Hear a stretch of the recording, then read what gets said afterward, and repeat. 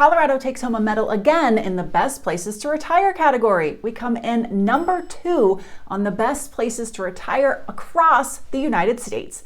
Hey everybody, it's Alyson with Live South Denver, your real estate strategist and realtor for the South Denver area. Colorado has won best places to raise a family, best places for millennials, best places to work remote, best places to start a business, healthiest places to live, and more. There is no award for best weather, but I absolutely think Colorado would win a top 3 there. And this year, Wallet Hub gives Colorado another prize again, the number 2 best place to retire in all the US. We have ranked high before and we just keep doing it. Today, we're going to dig in a little deeper on what it looks like to retire in the South Denver area, and we're going to get our hands dirty first up talking about crime stats. One of the top concerns I have from anyone across all age, genre, it doesn't matter who I'm talking to, they want to have a safe place to live. Whether they're coming from somewhere safe and they aren't familiar with the area, or they're coming from somewhere where they've watched things change and they really want to get somewhere where they feel confident moving around, going on walks, where their kids can play, where their grandkids can come. Whatever it is, safety is a top priority. I'll often get asked, is it safe here? Is it safe in Parker? Is it safe in Denver? Is it safe in Littleton? Well, what is safe to one person and safe to another is very different. So I will point people back to statistics. This crime heat map showing all of the state gives you a feel of how different areas rank. You'll see Denver looking quite red, and actually the mountain areas too. There are a lot of people moving in and out and money and things, and so the mountains are its own little beast in and of itself. But these darker green areas are considered to be well below average, and Douglas County falls in this dark green area. If you have other questions about crime, statistics, details about those things, please reach out. I can give you other sources that you can look into to uncover finer granular details for yourself as well. Now let's get into the nitty-gritty of cost of living. Denver's housing market has seen unprecedented growth in the last 4 years. We're not alone in that, most markets have, but single-family home prices have gone up 50% from where they were about 4 years ago. The average home price in Douglas County is $810,000. The average home price in Denver proper, is $700,000. When we look nationally, the average home price is $510,000. So there's definitely a gap there. When we look at median home prices, which is what most outlets report for cities and national data, the median home price in Douglas County is $695,000, and the median home price in Denver is running about $600,000. But when we come down to what we're looking at nationally, the median home price is only running about $420,000, which puts Denver at about 43% above the median home price nationally. A number like that can make Denver seem unattractive, it can make it seem out of reach, and sometimes realistically it is. I talk to people who they want to be here, whether it's because of family or just they've always dreamed of being here, and we crunch numbers and we spend a few weeks together and we strategize and we look at all the ways, and it somehow just isn't going to work. But that's the small segment of people. There are so many that this is a totally doable reality for. And realistically, most people moving here are coming from a large city, and we are right on par, if not even a better deal. Here are some other median home prices around the country where Denver almost looks like a steal of a deal, or we're right even with. San Jose's median price of $1.7 million. There are a lot of folks moving here from San Jose. Scottsdale, Arizona, median home price $1.2 million.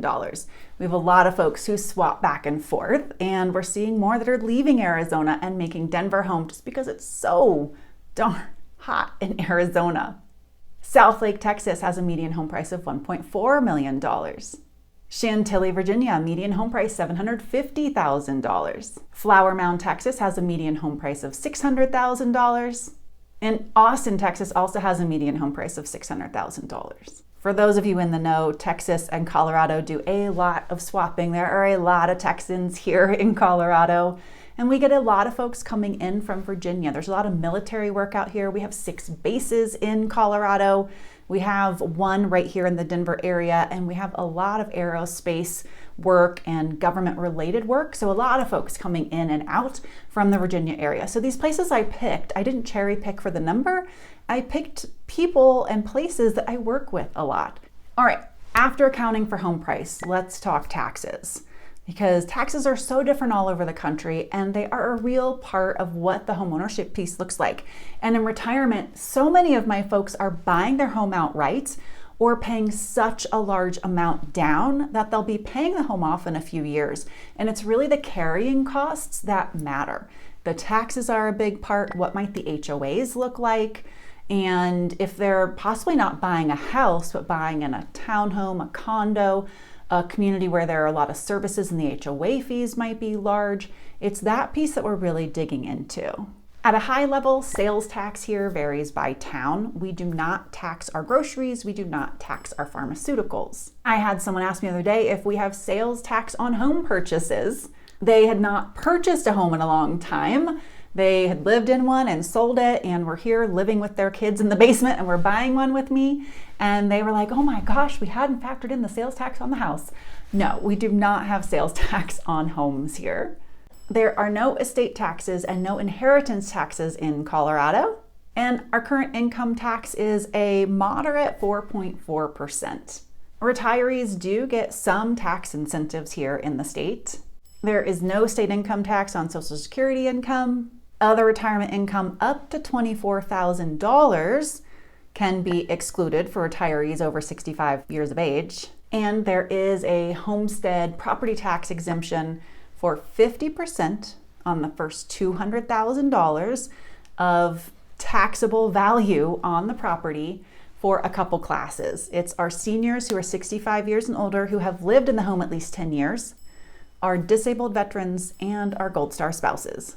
Now, let's dig deeper on these property taxes, because as I mentioned, that's a big part of the carrying costs and it's a big deal here. So a lot of folks are moving here no matter what age, era, stage of life, and they want new construction. It's so easy, it's the easy button, it's nice, the designs are modern, big windows, tall ceilings, it's just simple. If new construction is in your plan, then expect 1 to 1.3, maybe more % in property taxes every year. If you're okay with a home that's a little bit older, if we can get 10 years plus, maybe 14 years plus, then we're certainly going to see your property tax rate come down. I'm in a neighborhood where the oldest home is 10 years old. We're in Douglas County. I would say our property tax rate is running right around 0.8, maybe 0.9. Because we do have a metro district as well. All of this is related to how the builders are funneling the costs for the development into the price of your home. And it's in the property taxes. It's not the way it used to be, where they just kind of folded it into the price of the house back from homes in the 50s, 70s, even 80s. But once we hit the 80s, many of the places had these metro districts. Highlands Ranch had a metro district. This place is huge. It's one big HOA. Theirs is paid off. But the older you get with your home, the lower your property taxes are. Overall, Colorado has low property taxes. We average about 0.5%. But the newer the home, much, much more expensive your carrying cost will be. And as home prices go up and the more expensive we find new builds are, particularly here in the metro area, the more you're going to be paying. If your home value is or is going to be soon in the $1.5 million range, the difference between where you'll be with a new build and where you'll be if you're in roughly the 0.8% range could be $1,000 a month. Staying in this same cost of living groove, home insurance costs sometimes shock people when they come here. If you're coming from Texas, Florida, California, usually you're not terribly surprised. However, a lot of people think, well, Colorado's not like California, Texas, or Florida. Why do you have high insurance rates like those states? Right? I mean, we're not known for hurricanes. We aren't known for torrential flooding. We are known for having wildfires, but we're not known for some of the other things these states on these outlying edges of the US are known for. Well, it really does have to do with the things most people come here for. You get to live on the Front Range in this awesome city where we have fantastic weather right up against these gorgeous mountains. And when the beautiful air we have down here mixes with the cold air coming in from the mountains, it creates pretty dynamic storms. Those storms generate lightning, they generate hail, and those create losses by hail, losses by fire from the lightning strikes. Many of our fires are not man-made, some are, but it's usually from some sort of natural cause. And the hail really is quite cost-inducing. They can be large, and if we get them frequently enough between the cars and the roofs, it is just a lot, and our insurers don't like it, and they pass the cost on to us. So weather be darned, it is just worth it for most people to live here. It's not Phoenix hot, it's not Texas humid, it's not damp like it is in Pennsylvania. The snow melts here, unlike in parts of Michigan and up north. You get color in the fall, you get blooms in the spring. It's really just a great place to be, and most of us are willing to pay the piper, insurance or otherwise. Here's a playlist of more pros and cons to retiring in Colorado. I'll stick this at the end as well. And if you don't already have your free retirement relocation guide for the South Denver area, you can grab that in the description box below, or just reach out and I'll be happy to send that to you. So aside from the weather, what else is it that is drawing my retirees here? Usually it is grandkids, family of some sort, siblings that live here and they've been wanting to be near them for 20 years. It's some sort of other love connection that is moving them here. If they don't know anybody, if they're maybe on the younger side, I just moved a family here where they just launched their kids into college and first jobs and they're moving here to retire, the hope is their kids will follow them because the adults have always wanted to live here. They're looking for a place that gives them a lifestyle they've never had. A lot of times they're moving from the south where it's hot, humid, they never get to be outside, they love the outdoors, and they cannot wait to just enjoy life together in a space that is beautiful, gives them year-round freedom. It's a central location where it's easy to travel in and out of. They're healthy, they plan to spend time walking, biking, e-biking, taking road trips to all the beautiful locations around here. We've got Yellowstone, we've got all the places in Utah, Moab. There is just so much to do and see within a short drive from here. Why do so many of my folks end up here in Denver? That is a part of our conversation. If we're talking about cost of living or we're talking about options, why aren't they on the western slope? Why aren't they in Fort Collins? Why aren't they in Colorado Springs? So much of it has to do with what Denver offers. It is partly the quality of life in terms of shows and sports, but it's the airport, it's the healthcare. A lot of it has to do with access to healthcare. I have a lot of retirees that have come in from amazing and beautiful cities elsewhere around the country, but they didn't feel like they had the access to healthcare that they wanted. They had maybe been in a smaller mountain town. They had maybe had all of that nice woods, trees, animals, privacy, or been in somewhere where the state overall didn't have great healthcare. And when they were making a change, they wanted to have kind of everything, right? I want good weather, I want nature nearby, but I really want good healthcare access and have it easy. So you take everything and you start checking off the box, and the cities quickly become narrowed down.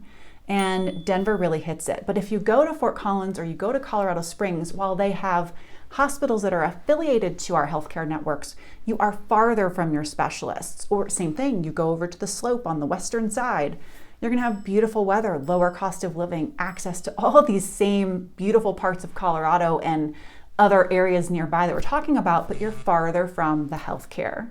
Now, one of the surprises for most of my folks retiring here is that Denver, and actually all of Colorado, does not have much in the way of 55 plus communities, particularly single family home communities, places where they can come in, buy your own single dwelling, have a little space, a little privacy, a yard, a spot for your dog, maybe a place to garden, a place where your guests can come and you can have a backyard fire pit, your own place, and still be in a 55 plus community. And ideally, your own place that's 55 plus, where you'll connect, you'll have your clubhouse, people you'll meet, all of those perks, and have some snow removal services as well, since it can snow here on and off throughout 6 months of the year, typically 4.5-ish, but it could be any time during about 6 months of the year. That stuff is really rare. We just don't put all of that together kind of under one roof or one set of services, if you will. So there are 55 plus communities. We have a few that are new construction, but to get all of those boxes checked, really rare here. But on the plus side, because 55 plus communities aren't as popular or common as you might find in Florida, Arizona, even parts of California, one of the questions I get when I'm talking to folks looking for them is, Alyson, what do you think the resale value is going to be of this place I'm looking at? I don't have the concerns that some folks do in these other places where there are so many. What happens if a lot of people move out at once? Well, we just don't have a lot of options, and we have a lot of healthy seniors. We are ranked the healthiest state in the US. Sometimes we trade off with Hawaii, but we are aging so well. People are so healthy. It's a bit of a different audience here, target audience, when you have fewer communities and this really healthy set of people looking to move into them. The downside for you is that we have so few of them. If that's what you want, 55 plus newer construction, because we just don't have that many aside from new ones, you're beholden to the builder, the location, the floor plans they offer, and their pricing. Retirement planning is a whole continuum. My team and I have solutions for you across a whole spectrum, including if you're bringing family with you, your sweet mom who's a stage beyond you, we can help you with that too. We do this all the time. So please reach out if you have questions and you want to talk through all of the different scenarios and situations around this. We want to make Colorado happen for you because the icing on the cake is the nature and the beauty, isn't it? It speaks for itself. The mountains, the warm days with the cool summer evenings, the beautiful walks, the easy hikes, the amazing fall drives. If you're still not sure whether retiring in Colorado is for you, here are some videos that may help you on your journey, and please reach out with any questions. I would love to connect. And I will see y'all next week.